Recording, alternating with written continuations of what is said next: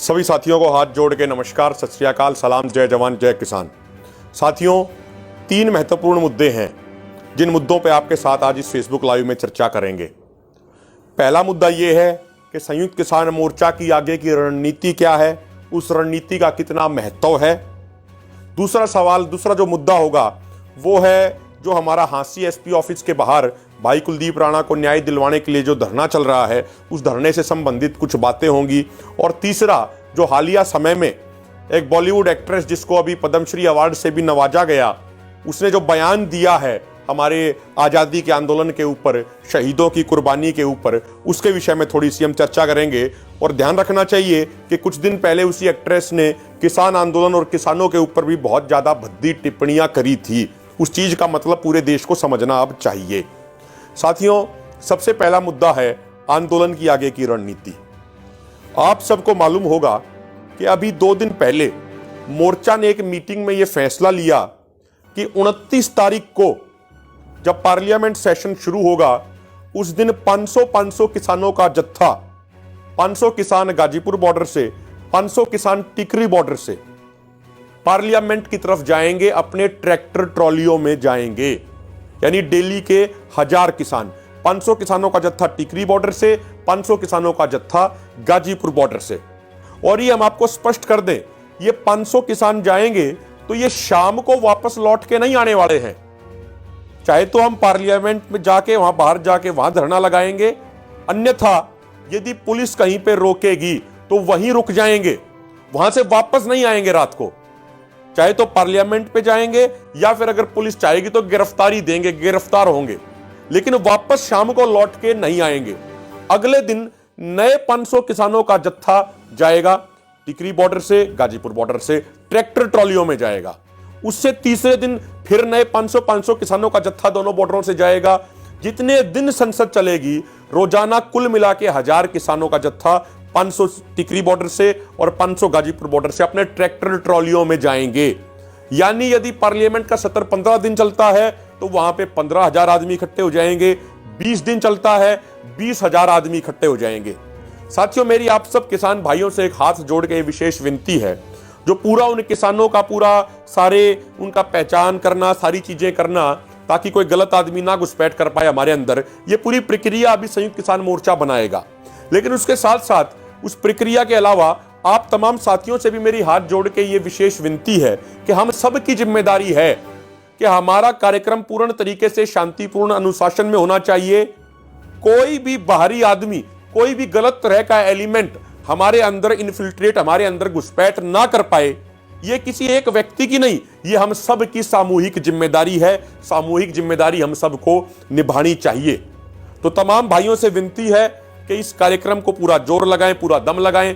26 तारीख को जब हमारे मोर्चा का 1 साल पूरा हो रहा है, तो जो दिल्ली के आसपास के जो राज्य हैं, उन राज्यों को छोड़ के अन्य राज्यों में, राज्यों की राजधानियों में या किसी एक राज्य में 2 जगह 26 तारीख को बड़े बड़े इकट्ठ होंगे, बड़े बड़े कार्यक्रम होंगे, ताकि इस पूरे आंदोलन का देशव्यापी स्वरूप सरकार के और पूरी दुनिया के सामने जा सके। जो ये 5 राज्य हैं दिल्ली के आसपास के, पंजाब, हरियाणा, राजस्थान, उत्तराखंड, उत्तर प्रदेश, यहां से कुछ जगह से जैसा तय किया जाएगा, यात्रा के स्वरूप में हजारों किसानों के जत्थे हैं, वो 26 तारीख को पहुंचेंगे तमाम बॉर्डरों पे और बॉर्डरों को मजबूत करने का काम करेंगे। तो सभी भाइयों से हाथ जोड़ के विशेष विनती है, संयुक्त किसान मोर्चा यानी एसकेएम पे पूरा विश्वास रखिए, इनके निर्णयों पे पूरे तरीके से अमल कीजिए, शांतिपूर्ण तरीके से अमल कीजिए। हमारे ही कुछ साथी जो पहले दिन से जो आंदोलन में बड़ी ईमानदारी से लगे हुए हैं, वो कुछ सवाल पूछते हैं। अक्सर मैं देखता हूं सोशल मीडिया पे बहुत सारे सवाल आते हैं। सवाल पूछना उनका अधिकार है, क्योंकि यदि उन्होंने हमें जिम्मेदारी दे के आगे लगाया है तो उनके सवालों का जवाब देना हमारी जिम्मेदारी बनती है। हम एक एक व्यक्ति के, एक एक भाई के सवाल का जवाब जरूर देंगे, निश्चित तौर पे देंगे। लेकिन सवाल पूछने के भी 2 मकसद होते हैं। एक होता है कि जवाब लेने के लिए, कुछ चीज जानने के लिए सवाल करना। एक दूसरा मकसद होता है सिर्फ सवाल करना। तो यदि कोई भाई जवाब लेने के लिए, यदि कोई भाई कोई चीज जानने के लिए सवाल पूछता है, तो उस सवाल को हम सादर आमंत्रित करते हैं। उस सवाल को जवाब देना हमारी जिम्मेदारी है। और यदि हमारी मैं ये बात कह रहा हूं, यदि हमारी किसी, मान लीजिए किसी बात में आपको कमी लगती है, तो सुझाव के तौर पे आप अपनी बात एक तरीके से हम तक पहुंचा सकते हैं।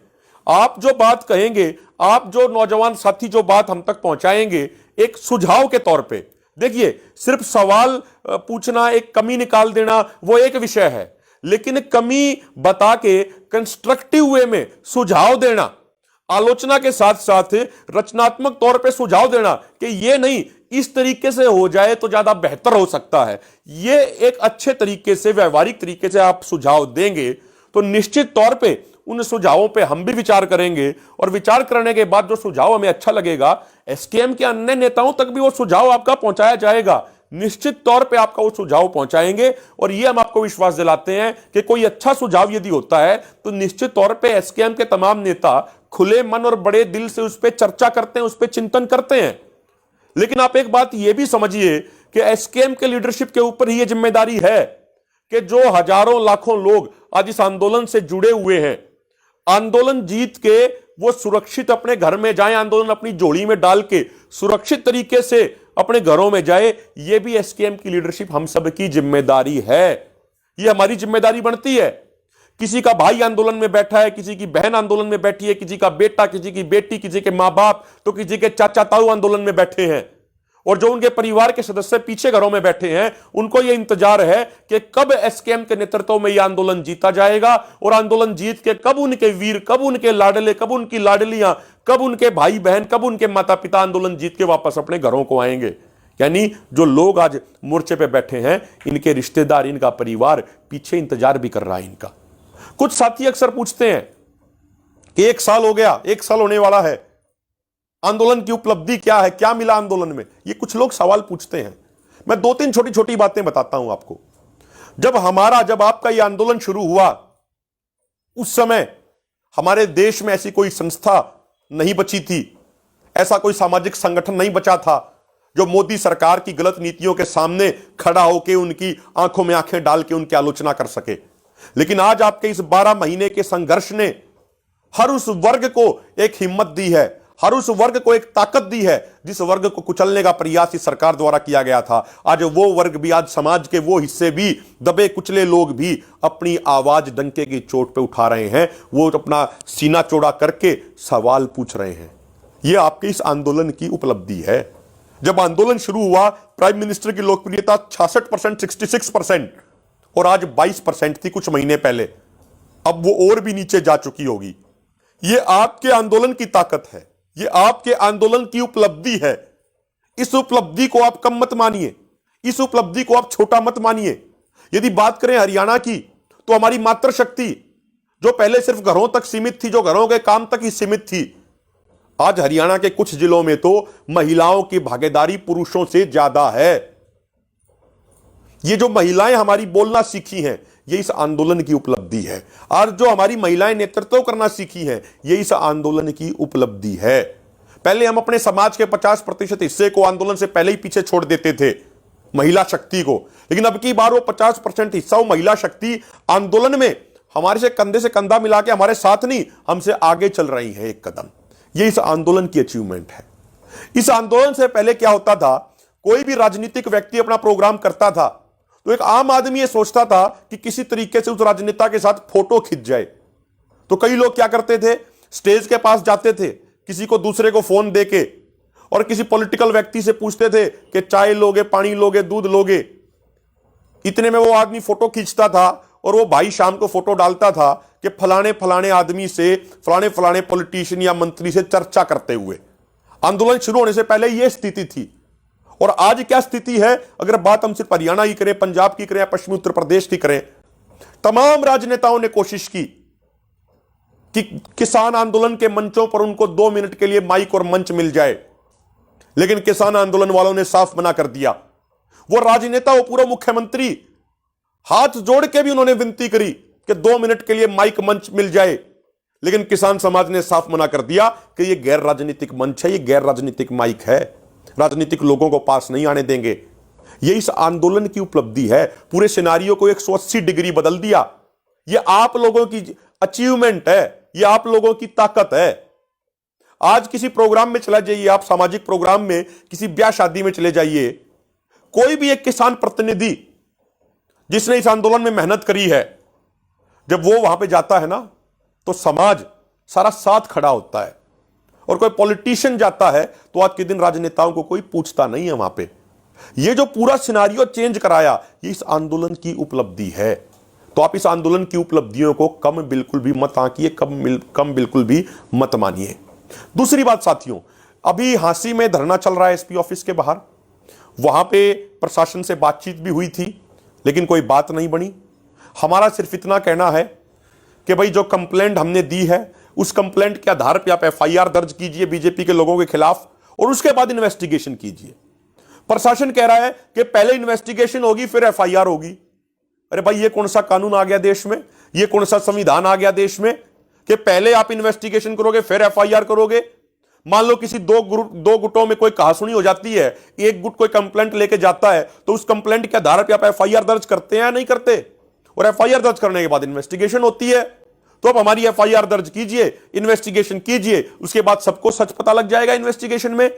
लेकिन यहां पे एक बीजेपी सांसद और उनके लोगों के लिए देश में अलग कानून, अलग सिस्टम, अलग व्यवस्था बनाई जा रही है।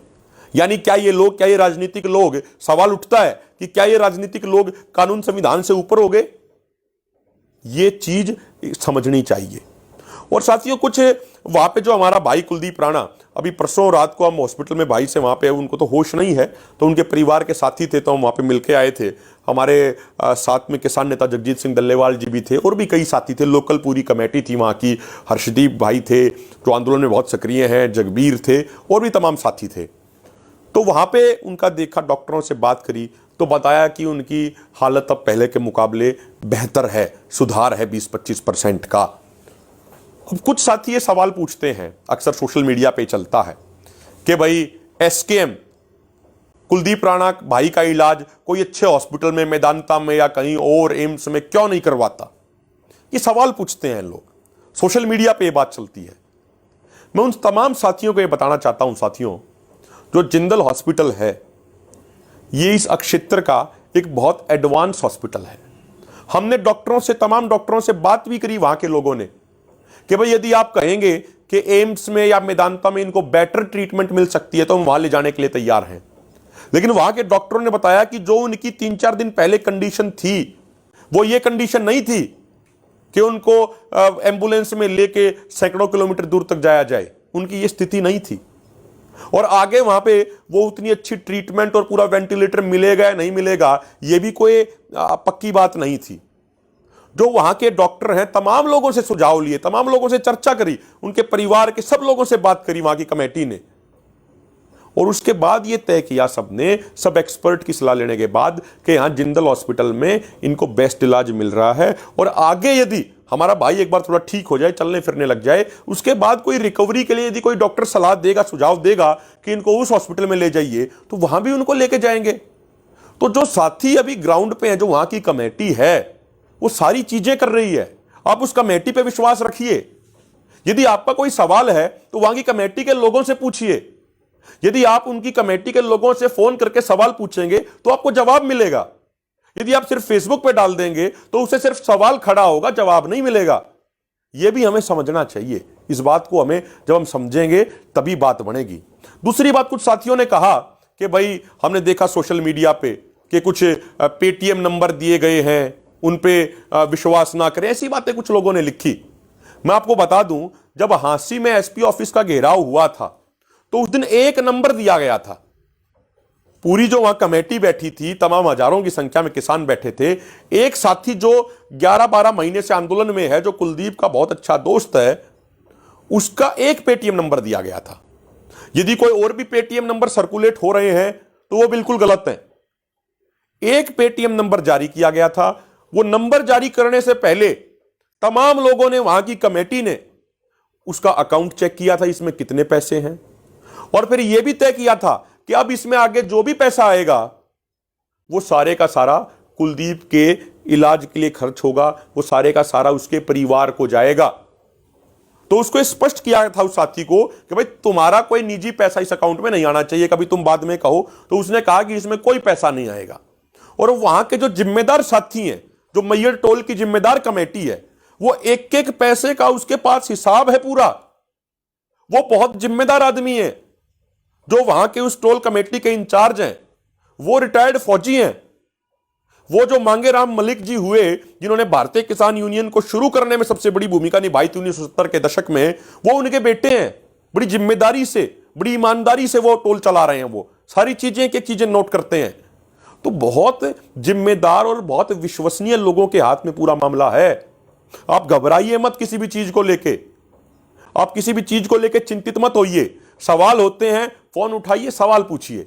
अब आप जवाब लेना आपका अधिकार है। और अंतिम बात साथियों, कल परसों जो अभी ये अवार्ड मिलने के बाद एक एक्ट्रेस कंगना रनौत ने जो बोला कि भाई 1947 में तो आजादी जो थी वो भीख में मिली थी, असली आजादी तो 2014 में मिली। ये बातें कह के उस एक्ट्रेस ने हमारे आजादी के आंदोलन में शहीद हुए लाखों, 6 लाख से अधिक शूरवीरों और वीरांगनाओं का अपमान किया है। यह बात कह के उसने महात्मा गांधी से लेके सुभाष चंद्र बोस से लेके लाला लाजपत राय, सरदार पटेल, पंडित नेहरू, चंद्रशेखर आजाद, भगत सिंह, राजगुरु, सुखदेव, अशफाकुल्ला खान, झांसी की रानी लक्ष्मीबाई, तात्या टोपे, तमाम इन लोगों का अपमान करने का काम उस महिला ने, उस एक्ट्रेस ने किया है। और हम बहुत पहले यह बात कह रहे थे।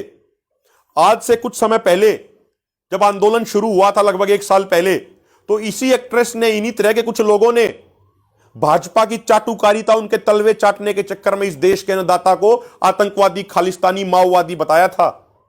तरह तरह के भद्दे आरोप लगाए थे किसान समाज पे, किसान आंदोलन के ऊपर। और तब हमने कहा था, ये विनती की थी सब लोगों से कि आप सब एकजुट होइए, आप सब खड़े होइए और ऐसे लोगों को मुंह तोड़ जवाब देने का काम कीजिए। यदि आज आप चुप रहोगे तो कल आपका भी नंबर आएगा। जिस तरीके से पहले किसान आंदोलन को बदनाम करने का प्रयास इन सो कॉल्ड सेलिब्रिटीज, मैं इनको सेलिब्रिटीज नहीं कहता, ये चाटुकार हैं, ये सत्ता पक्ष के तलवे चाटते हैं। इन लोगों ने जैसे किसान आंदोलन को बदनाम करने का प्रयास किया, आज आजादी के आंदोलन को यह बदनाम करने का प्रयास कर रहे हैं। कल को ये हर उस व्यक्ति को टारगेट करेंगे जो व्यक्ति न्याय के लिए खड़ा होगा, जो व्यक्ति ईमानदारी के लिए, जो व्यक्ति हक और अधिकार के लिए खड़ा होगा। यदि कल को एक आम आदमी जिसके पास रोजगार नहीं होगा, यदि वो अपने रोजगार के लिए सवाल पूछेगा, तो ये क्या कहेंगे? ये सो कॉल्ड सेलिब्रिटीज, ये चाटुकार, उसको आतंकवादी बता देंगे, उसको खालिस्तानी बता देंगे, उसको उग्रवादी बता देंगे। इस तरीके से मतलब इनका एजेंडा क्या है? इनका एजेंडा है कि बीजेपी आरएसएस की आईटी सेल की हां में हां मिलाना। इसके अलावा इनका कोई काम नहीं है। ना ये सेलिब्रिटी कहलाने लायक हैं, ना ये एक्टर एक्ट्रेस कहलाने लायक हैं, ये कुछ कहलाने लायक नहीं है। ये हैं तो सिर्फ चाटुकार हैं, ये तलवे चाटते हैं बीजेपी आरएसएस वालों के, और कुछ नहीं करते। और ये एक्ट्रेस ये बात जान ले कि भीख में तो सिर्फ अवार्ड मिल सकता है। जो ये अवार्ड मिले हैं ना, ये भीख में मिल सकते हैं। आजादी की लड़ाई भीख में नहीं जीती जाती, आजादी भीख में नहीं मिलती। आजादी के लिए 6 लाख से अधिक नौजवानों ने, नवयुवतियों ने, बुजुर्गों ने, किसानों ने, मजदूरों ने अपनी कुर्बानियां दी थी। शायद ये भूल गए, इन्होंने इतिहास नहीं पढ़ा। इन बीजेपी आरएसएस वालों का खुद का कुछ इतिहास है नहीं, तो इसलिए ये समझते हैं कि दूसरों का भी नहीं होगा।